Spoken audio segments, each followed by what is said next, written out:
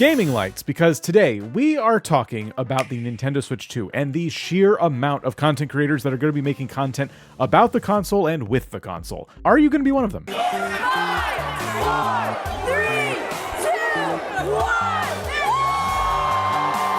Nintendo themselves make some really unique hardware, and they make some really unique games, and this means that the audience who watch Nintendo videos have unique tastes. So this is a really fun niche to be in on YouTube. We've been waiting 7 years for the sequel to this console, and now that it's almost finally here, there is a lot I want to say. Whether you are a brand new channel, or you're thinking about maybe covering the Switch 2 in some capacity on your current channel. Now is the perfect time to start thinking about these decisions, even if you don't have the console yet, even if you're watching this and it still hasn't released yet. We already have game confirmations that go into 2026, so the whole crux of this video is basically me telling you that it's never too soon to start planning out your content, especially if you're a brand new channel just starting to figure all this out. We're going to talk about all the different types of content you could possibly make around such a massive launch.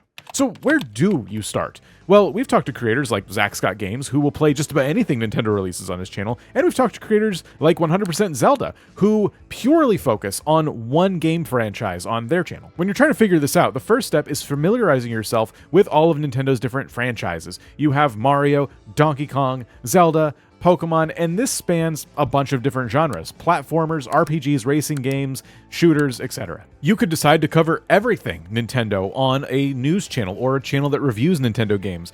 Or you could decide to niche down and make one of those franchises the entirety of your channel and just be the person who does Metroid videos. It doesn't have to just stop at first-party games too. Familiarize yourself with the games that are not Nintendo releases coming to the Switch 2. It's games like Elden Ring or Cyberpunk 2077. Every game has a community of people who love it to death. Every game genre has a community of people who love it to death. Familiarize yourself with these communities, with these audiences, and try and figure out the types of things they would want to watch. What entertains them? What problems do they typically need to solve when they're playing these games to make their own gaming experiences even more enjoyable? Are they awaiting anxiously the new release? Do you have information? Do you follow like a lot of news sites, maybe leaks that you can also bring to your channel? Side note, be careful with leaks, because sometimes they do go after people who cover content that was leaked, even if you weren't the one who leaked it. But it is content. It gets clicks. We can't deny that. My next piece of advice, especially if you're new, is to steer you away from picking these games based purely on your interpretation of how many views they're going to get.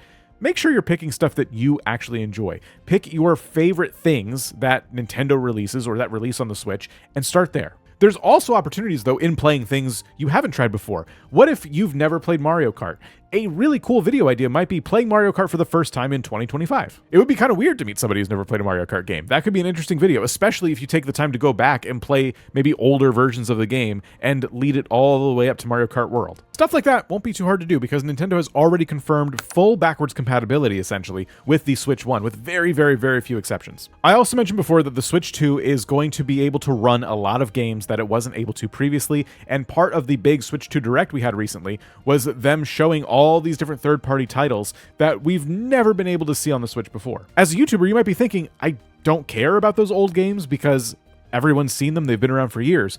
But keep in mind, there's a lot of people who are about to discover Cyberpunk 2077 for the very first time. And fun fact, Elden Ring is already out, so you could start to experience this game right now and see if it's even for you before you go making content about it. As a fan of No Man's Sky, I noticed a huge uptick in interest in this game once it released on the Switch. The day it launched, there were people covering No Man's Sky on Switch versus No Man's Sky on PC or PlayStation, etc., just to compare how the game looked and played on the different platforms. The Switch version was not as good looking at all, but the performance was actually really impressive, and it was well received. No Man's Sky launched, and a whole bunch of people who never played the game before ended up buying it on the Nintendo Switch. That is about to happen again with countless games from third-party developers. Now, I could sit here and keep dribbling out content ideas for you all day long, but it's actually really important for you to go out into these communities and learn for yourself so you can generate your own content ideas, and Nintendo is also releasing new apps to make that easy as well. Along with the Switch 2 Direct, Nintendo launched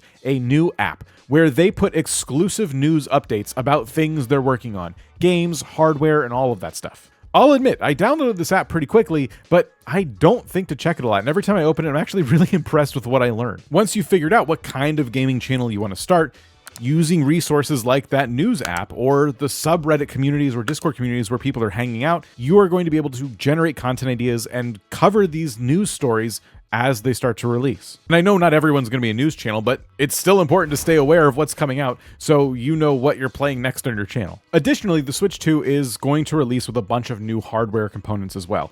You can certainly buy these components and review them, but I have another question. That new camera that they announced, could that be used as a gameplay recording situation whereby you can have yourself on the screen just like everybody else does using something like OBS and have the game running behind you? You can do it while you're playing with your friends, but can you record that way? I don't know. They haven't said you can do that, but that would be a game changer. This would mean that the Switch 2 opens up a lot of content recording possibilities that weren't previously available. It also has a built-in microphone so that you can more easily communicate with your friends while you're playing games with them. Now, I don't know if those things will be usable in a recording environment, which would be really cool and save creators who play on the Switch a ton of money, but I know they can be used in multiplayer environments. So if you're the kind of person who collabs with other creators, suddenly you have a way to get some of your friends' gameplay and audio into your videos really easily without setting up all kinds of other Discord calls and things like that. That's just something small I wanted to point out. What it brings me back to, though, is what I said at the beginning of this video, that Nintendo is a very unique company who makes very unique products. There are so many channels on this platform that have made their entire career built around Nintendo and all the things that they do and the games that they make. But that does mean I need to address one last little concern that has come up a lot in the past when I've talked about making videos about Nintendo themselves. A lot of people are still under the notion that making any kind of content around Nintendo is actually something that will get you demonetized, if not fully deleted from YouTube by Nintendo themselves. To this day, we'll just say that Nintendo is very legally motivated, and their lawyers are very busy people. As of May 2014, creators making content on places like YouTube had to apply for the Nintendo Creator Program, and this meant that, yeah, you could play Nintendo games, but at that time, you had to share your revenue with YouTube and Nintendo before you actually got your cut. However, due to some, in my opinion, pretty predictable backlash, this was actually canned in 2018. Today, creators are allowed to stream any Nintendo IP they want as long as they follow Nintendo's content guidelines. If Nintendo finds that your content is unlawful or infringing or it violates their terms, yes, they will come after you, but it's pretty easy not to get caught up in all that. As long as you don't mod your games or hack your console, as long as you don't violate their terms of agreement, as long as you don't break their code of conduct, you will be fine. Even just from memory alone, I can think of times where Nintendo has gone after creators in recent history,